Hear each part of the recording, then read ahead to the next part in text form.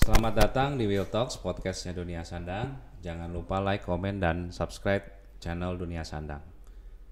Halo. Halo Pak Pagi. William, selamat Ya. pagi. Kita kedatangan tamu hari ini, Bu Nadia. Mungkin beliau bisa memperkenalkan diri dulu ya. Oke, baik, terima kasih. Ya, Oke. sebelumnya terima kasih Pak William atas kesempatannya sudah mengundang saya di acara Will Talks kali ini. Oke. Perkenalkan, saya Bernadia Rahmat, tapi biasa dipanggil Nadia. Oke. Ya, profesi saya saat ini adalah seorang konsultan pajak bersertifikasi B. Ya. Saat ini saya membuka kantor konsultan pajak sendiri gitu Pak. Oh, oke, keren. Topik hari ini kita mau kupas tuntas mengenai UMKM gimana buat taat pajak ya. Iya. Ya, karena selain taat pajak itu benefitnya banyak banget ya. Iya. Ya, nah, jadi kita bahas dulu, ngobrol santai mengenai isu-isu di UMKM gitu, mengenai si pajak sendiri ya. Nah, jadi mulainya dulu mungkin dari apa aja kewajiban pajak utama yang harus dipahami gitu oleh pemilik UMKM. Gitu. Oke. UMKM itu seperti kita ketahui ya Pak, UMKM itu merupakan salah satu sektor perekonomian terbesar lah di Indonesia ya. Betul. Pendukung perekonomian gitu ya Pak. Betul. Nah, oleh karena itu, setiap perpajakan yang dilakukan oleh pihak UMKM itu pasti akan sangat membantu negara gitu ya Pak. Iya. Ya. Nah, sebelum kita membicarakan tentang kewajiban apa aja sih perpajakan yang melekat pada pelaku usaha UMKM, Ya. itu ada baiknya kita mengetahui dulu kategori usaha dari UMKM itu sendiri itu apa. Gitu. Nah, jadi itu berdasarkan undang-undang, itu ada Undang-Undang Nomor 20 tahun 2008. Jadi kalau kategori usaha UMKM itu dia dikategorikan berdasarkan jumlah pendapatan per tahunnya itu berapa. Yang 4,8 itu ya Bu ya? Bukan, Oh, dari bukan. skala usahanya dulu Pak. Oh, dari oke. skala usahanya. Jadi UMKM itu sendiri kan yang pertama adalah usaha mikro. Betul. Ya, mikro itu tuh biasanya omsetnya itu dia per tahun itu sampai dengan 300 juta. Per Mikro tahun. per tahun. Oke. Ya, dengan aset yang dia punya, aset itu selain tanah dan bangunan ya Pak. Oke. Itu biasanya itu tidak lebih dari 50 juta. Ya. Itu dia masuk dalam kategori mikro. Mikro. Ya. Oke. Nah, kalau masuk dalam kategori kecil, itu dia memiliki aset yang antara 50 sampai 500 juta.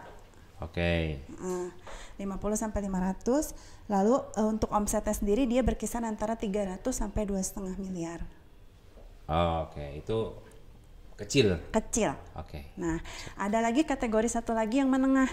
Oke. Menengah itu kalau asetnya itu adalah lebih dari 500 sampai 10 miliar. Asetnya. Aset bersih di luar bangunan dan tanah. Ya, jadi kita yang harus dipikirkan pertama adalah menghitung aset dulu. Aset dulu. Oke. Betul. Aset itu termasuk modal kerja ya? Modal kerja termasuk di dalam. Termasuk juga modal Betul. kerja di dalamnya, baru kita bicara omset. Iya, betul. Nah, oke, kita ulang lagi, berarti mikro itu aset atau modalnya itu paling di 250 tadi berapa? Mikro ya? Ya, mikro. Oh, sorry, kecil. Kecil Kalau mikro itu omsetnya 300. 300 Ya. omset, tapi asetnya Asetnya 50 juta. 50 juta. Nah, kalau kecil 50 sampai 500 untuk aset, ya. omsetnya 300 sampai 2,5 miliar. Oke, 300 sampai 2,5 miliar. Kalau yang menengahnya Yang menengahnya itu asetnya dari 500 sampai 10 miliar. 10 miliar. Untuk omset sendiri 2,5 sampai 50 miliar. 2,5 sampai 50 miliar. 50 miliar. Masih masuk kategori menengah.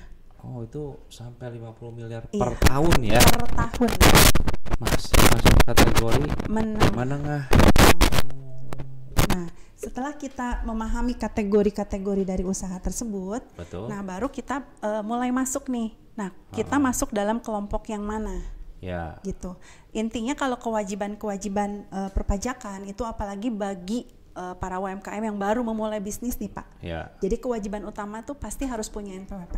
Ah, itu mah peraturan standar. Standar Ya, banget. harus. Iya, harus Tapi punya kayaknya itu NPWP. bukan cuma pengusaha, kayaknya setiap warga negara Warga Indonesia negara. harus punya ya. Betul, yang sudah punya atau sudah memenuhi syarat subjektif dan objektif dia harus punya NPWP. Nah, subjektif itu artinya dia tinggal di Indonesia ya Pak. betul. Warga negara Indonesia gitu. Terus yang kedua dia udah punya penghasilan. Nah, isu NIK menjadi combine dengan si NPWP itu gimana betul. tuh? Ya, itu rencananya nanti di tahun 2024 akan diberlakukan NIK sama dengan NPWP. Cuma memang secara teknis sampai saat ini tuh belum ada juklaknya Pak. Belum jelas. Belum jelas nanti akan seperti apa gitu. Nah, terus kita dari si omset tersebut, dari si aset tersebut, gimana cara kita menghitung pajak yang harus dibayar oleh UMKM tersebut? Kalau sebetulnya dari kewajiban tadi kan pertama cukup punya NPWP ya, harus punya NPWP. Yang kedua harus mengurus EVIN, yang ketiga kewajibannya adalah harus menghitung. Betul. Nah, menghitung, membayar dan melaporkan pajaknya. Nah, bagaimana cara menghitungnya? Defaultnya itu Pak sesuai peraturan pemerintah nomor 55 tahun 2022, defaultnya untuk UMKM baik orang pribadi maupun badan itu tarifnya cuma 0,5. Defaultnya. Betul. Ya. Tapi jadi, itu bukannya untuk berapa tahun pertama atau gimana? Iya, betul sekali. Iya kan Pak. ya? Betul. Jadi ada batas waktu. Ada batas waktu. Betul, ada batas waktu. Jadi kalau untuk orang pribadi itu hanya berlaku 7 tahun. Ya, dari semenjak terbit NPWP. Ya, atau misalkan saat ini baru mulai usaha atau terbit NPWP-nya tahun ini berarti 7 tahun sejak sekarang. Iya. Gitu. Terus yang kedua itu kalau untuk CV, firma, PT perorangan. Betul. Nah, itu termasuk itu 4 tahun, Pak. Oke. Sedangkan untuk perseroan terbatas sendiri itu 3 tahun. Kan tadi kita bicara lagi omset dan sebagainya. Berarti sekarang yang jadi pertanyaan saya tuh adalah gini. Kalau kemarin soalnya ini ada pertanyaan lah dari teman-teman gitu ya. Kalau misalkan ternyata omsetnya di tahun pertama itu udah lebih dari 4,8 dan sebagainya kayak gitu, apa masih bisa final? Untuk tahun tersebut contoh ya Pak, 2023 kita memulai usaha. Ternyata sampai dengan Desember omset kita lebih dari 4,8. Betul. Anggap 5 miliar. Untuk misalkan di Agustus itu sudah sampai 5 miliar. Selama tahun 2023 kita tetap pakai tarif final. Tetap. Tapi di tahun depan, di tahun 2024 kita sudah tidak boleh pakai tarif itu. Jadi harus pakai tarif umum. Kalau dia orang pribadi berarti tarif yang progresif Pak. Tarif yang pasal 17 ayat 1A, kalau badan dia yang tarif pasal 7. Jadi kalau kita ngomong bicara progresif itu artinya pribadinya itu di PKP-kan? Belum tentu PKP. Oh, belum tentu PKP. Itu pilihan. Kalau untuk PKP itu pilihan. Walaupun omset belum di bawah. Kalau syarat utama untuk jadi PKP itu omset harus 4,8. Syarat utama. Tapi tidak menutup kemungkinan misalkan saya orang pribadi omset saya baru 2 miliar nih. Tapi saya banyak berhubungan dengan pihak lain yang dia menuntut saya untuk menerbitkan faktur pajak. Terus di samping itu saya beli dari supplier juga dapat faktur pajak. Nah, itu saya bisa memilih untuk dikukuhkan sebagai pengusaha kena pajak. Gitu. Mau pribadi maupun badan usaha. Betul, Pak. Betul. Nah, tapi kita juga bisa kupas tuntas nih. Kalau pribadi dan badan usaha kalau menjadi pengusaha kena pajak apa aja kelebihan dan kekurangannya? Kelebihan dan kekurangannya. Betul. Yang pertama, baik OP orang pribadi maupun badan itu kalau sudah PKP dia sudah wajib melakukan pembukuan. Jadi yang pasti administrasinya harus tertib ya Pak. Itu yang pertama.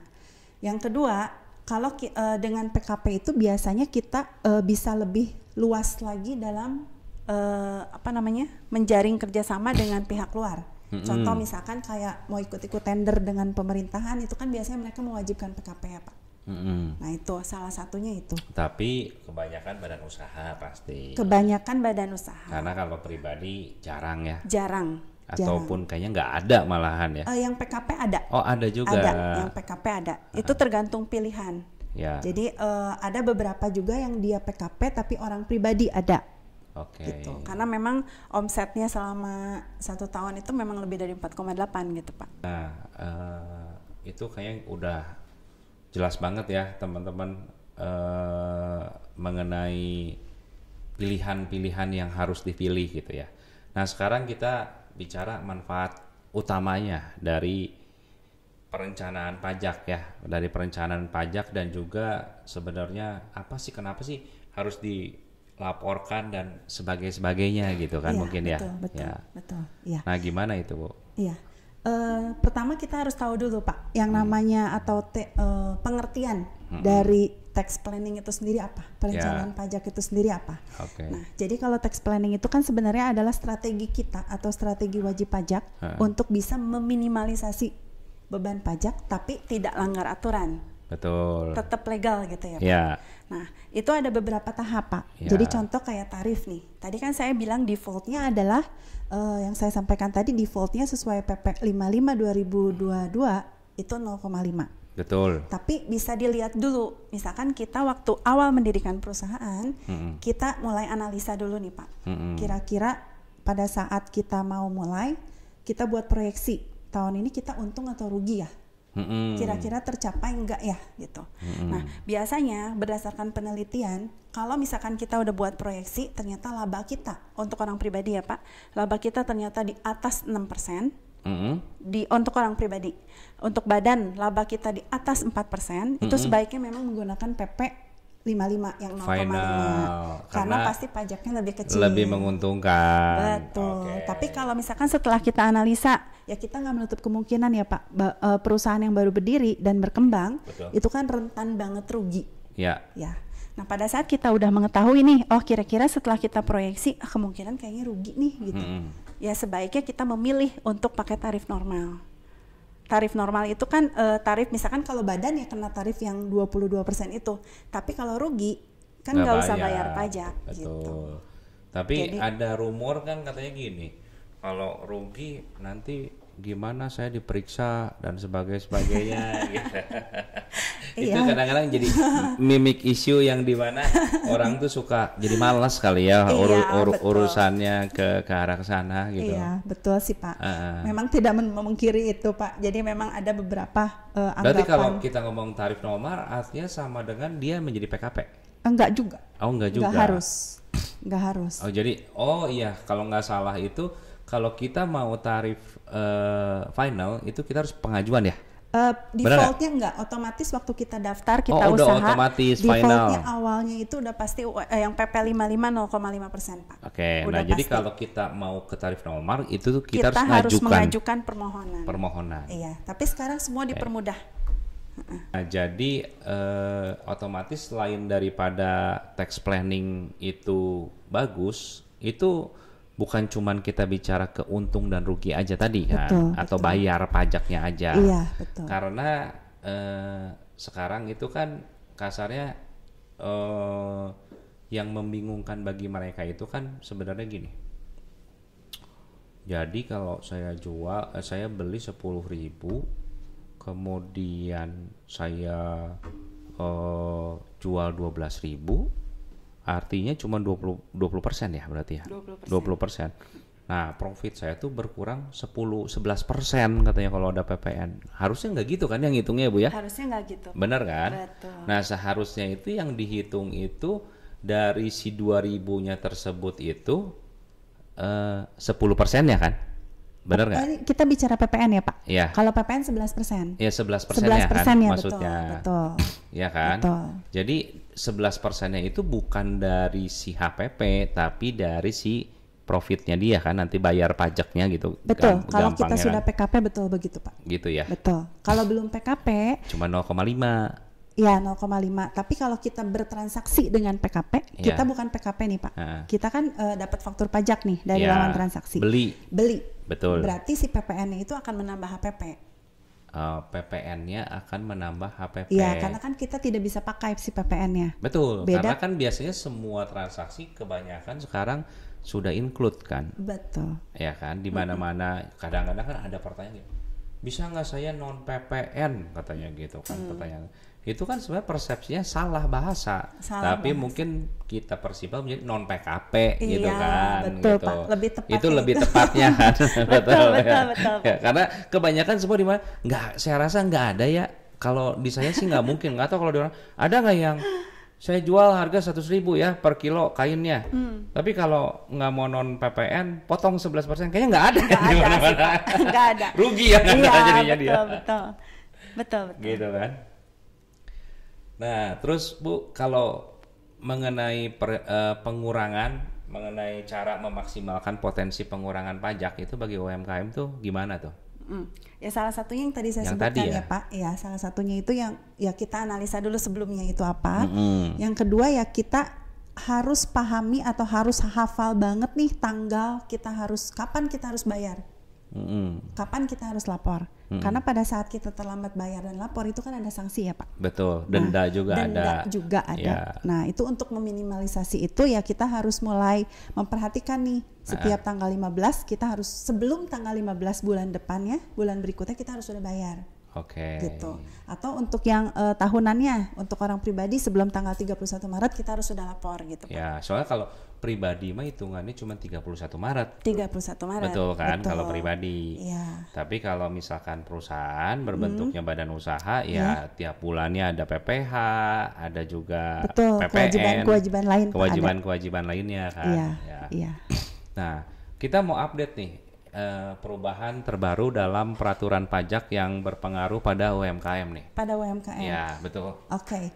Ini tuh peraturan berlakunya sebetulnya dari 1 April ya Pak. 1 April 2022. Kalau untuk saat ini sih belum ada lagi update. Itu yang menyatakan bahwa khusus untuk UMKM orang pribadi yang omset dari awal tahun sampai dengan akhir tahun, kalau dia belum mencapai 500 juta, itu dia tidak dikenakan pajak. Atau dikenakan pajaknya 0%. Jadi dalam arti tidak harus bayar pajak. Ya. Itu salah satu fasilitas yang diberikan pemerintah untuk UMKM orang pribadi. Ya. Tapi kalau untuk badan nggak ada sih Pak. Oh, kalau ada badan belum ya? Nggak ada. Cuman dengar-dengar nih 2024 tuh DJP ada semacam buat aplikasi program baru nih ya. Iya. Jadi itu mau pribadi mau perusahaan tuh bahasanya gimana ya, di open semua dan nggak usah laporan kalau yang saya dengar. Nah itu bisa ini nggak Bu? Kira-kira gimana tuh? Ya, yang saya tahu itu karena belum keluar ya Pak. Ya, jadi ini baru berdasarkan yang saya dengar aja gitu. Nah nanti rencananya memang betul per April tahun depan itu akan launch satu program baru. Ya mungkin akan lebih seperti pre-populated kalau PPN. Mungkin akan lebih seperti itu. Karena kalau sekarang kan kita, contoh aja, saya melakukan hubungan kerjasama dengan Dusan.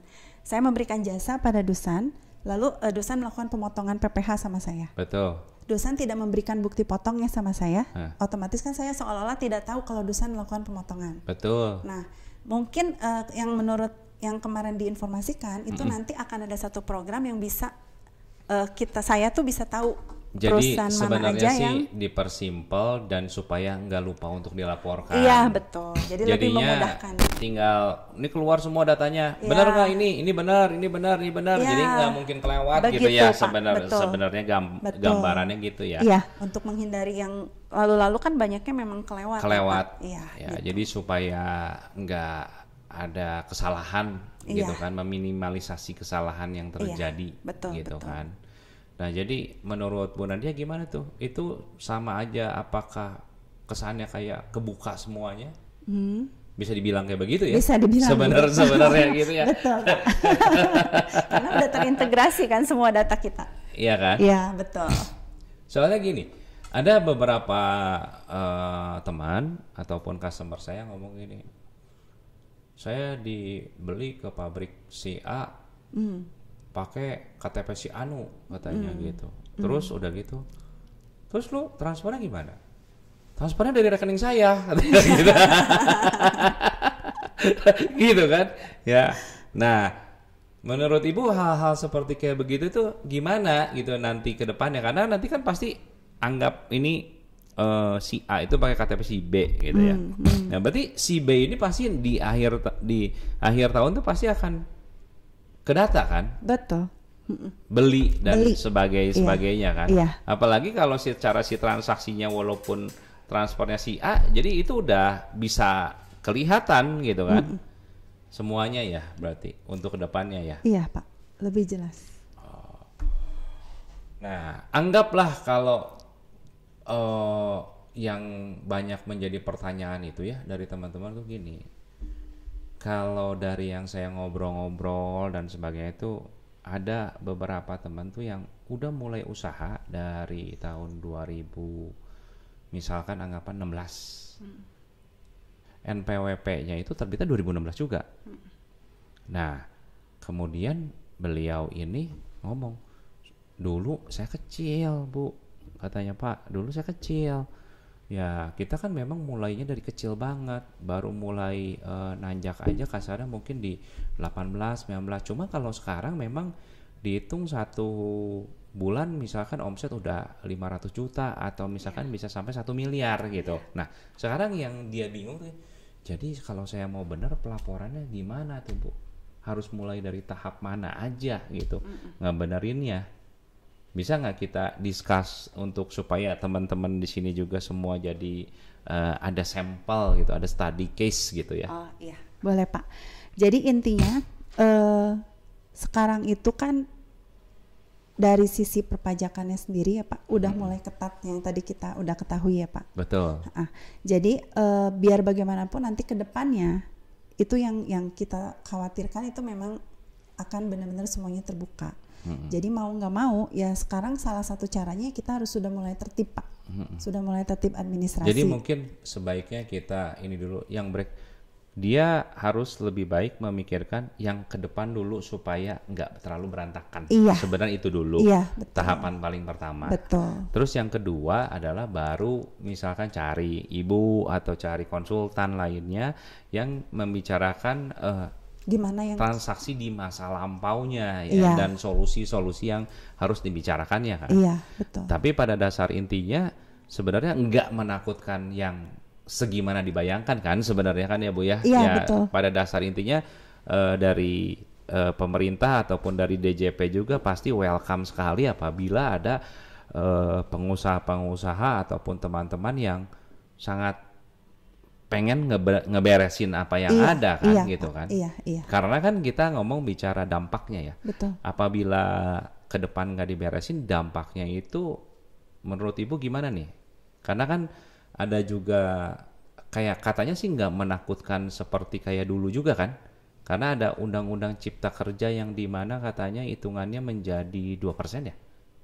Bukan ya? Untuk yang fraud atau kalau di itu bahasa dulunya apa, TBTS? Oh, TBTS itu 1% dari DPP Pak. 1% ya? 1% Jadi dari DPP ya untuk perorangan ya? Untuk semua, tapi itu berlaku untuk pengusaha kena pajak ya Pak. Oh itu untuk pengusaha kena pajak. Untuk pengusaha kena pajak. Ya. Gitu. Tapi kalau pribadi gimana? Pribadi jadi kayak misalkan inti pertanyaannya pribadi nggak lapor-lapor nih dari dulu, begitu lapor hitungannya kurang lebih yang mudahnya tuh gimana gitu? Yang mudahnya kita harus karena kan SPT itu namanya nyambung ya Pak, berkesinambungan gitu. Yeah.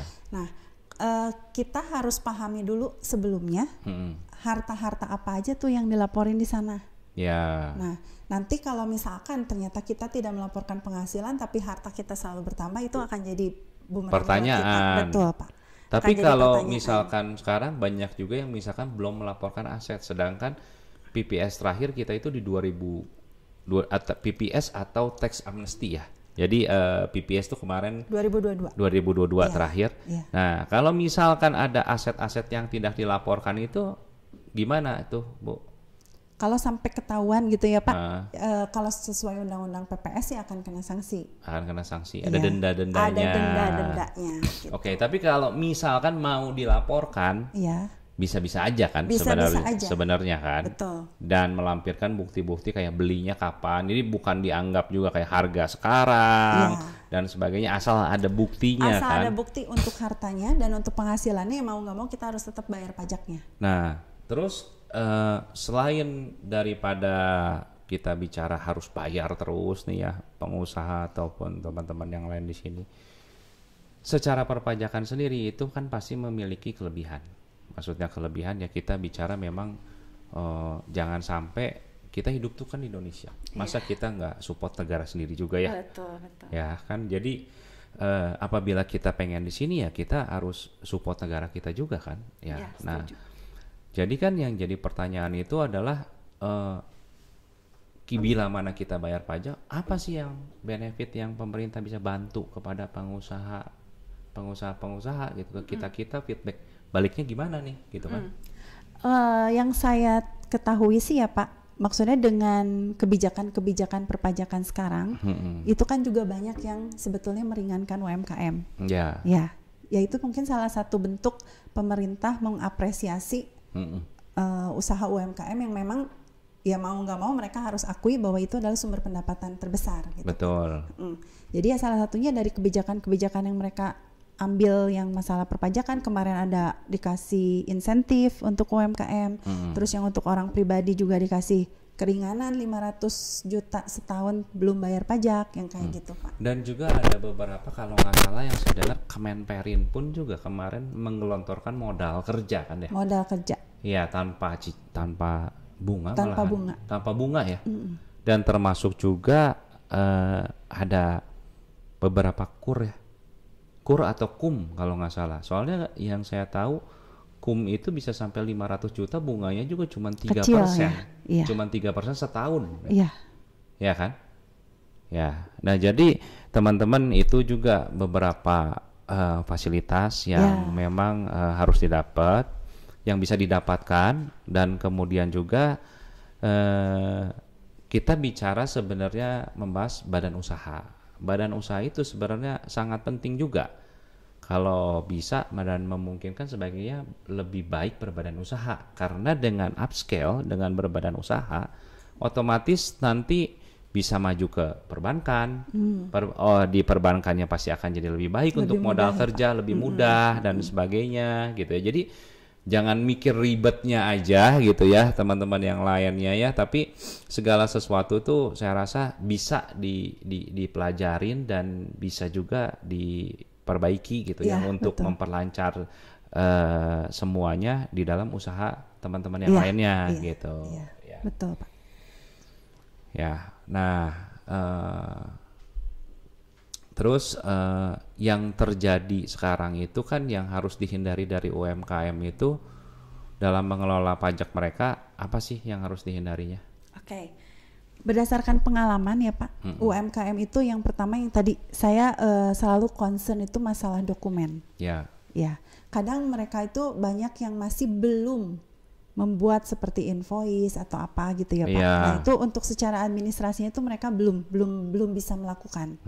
Nah padahal kan secara aturan walaupun kita orang pribadi dan tidak bikin pembukuan, kita tetap harus bikin pencatatan Pak.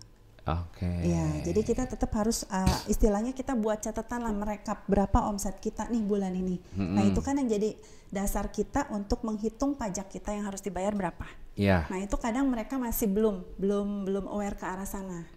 Gitu. Terus yang kedua itu masalah kadang banyak sekali di lapangan itu antara rekening pribadi. Misalkan sama-sama orang pribadi nih Pak, saya punya 2 rekening, satu untuk rekening rumah, satu rekening usaha. Nah kadang tuh kecampur Pak. Dicampur-campur semuanya. Betul. Jadi kan itu juga harusnya dipisah harusnya dipisahkan, sebaiknya dipisahkan. Gitu. Sebaiknya dipisahkan. Untuk apa ya? Untuk memudahkan kita juga sebetulnya. Terima kasih untuk Bu Nadia yang udah bantu kita di sini, dan juga kedepannya teman-teman kalau ada perlu ini maksudnya ada yang perlu bantuan untuk kedepannya, kita nanti akan simpan nomor telepon Bu Nadia, telepon aja kali ya, telepon aja nomor telepon. Jadi bisa dikontak langsung, beliau adalah certified konsultan pajak dan juga bisa membantu untuk pengurusan badan usaha ya. Pak. Badan usaha dan sebagainya ataupun yang lain yang mau didiskus. Jadi nanti silakan kontak beliau langsung apabila daripada kita tadi mungkin ada lagi beberapa pertanyaan-pertanyaan yang mungkin nggak sempat kita bahas dan sebagainya gitu ya. Oke. Terima kasih ya atas waktunya Bu Nadia ya. Jangan lupa like, komen dan subscribe channel Dunia Sandang.